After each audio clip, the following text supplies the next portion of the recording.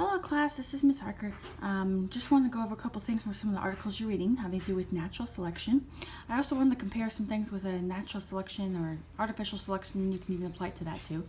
So you should read an article that talked about some sea jellies. This is my picture of a sea jelly. Carry a gene for something called GFP. GFP is dominant, okay? So you might have a sea jelly that might have big G, meaning it has GFP. So is this sea jelly going to glow or not? Yeah, it's going to glow. Okay. You might have another sea jelly. So actually, let me draw a picture of something that's glowing on it. You might have another sea jelly that has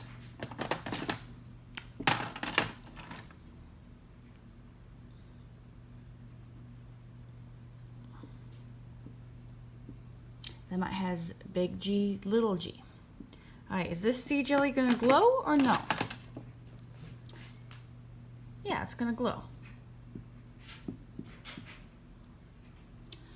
All right, you might have sea jelly that has little g, little g. Is this sea jelly gonna glow? Does not glow. Now let's look at these sea jellies. Let's say something happens in the environment. Okay, so we have a population where some of these might glow and some might not. Okay, let's say something happens where the dominant gene just gets wiped out. Okay, so let's say in a normal situation, I have big G, little g in the gene pool, big G, and little g, okay? So in the same rules of genetics can happen. So for example, I could have big G, big G, little g.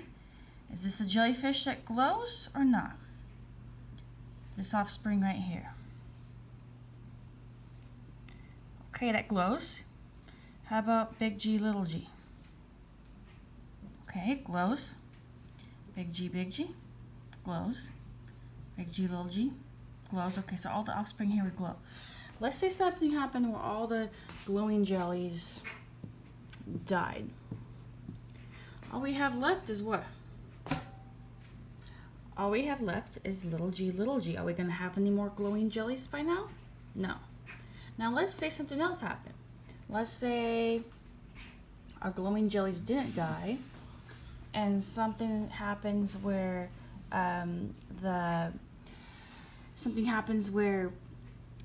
just the recessive alleles die, the little g.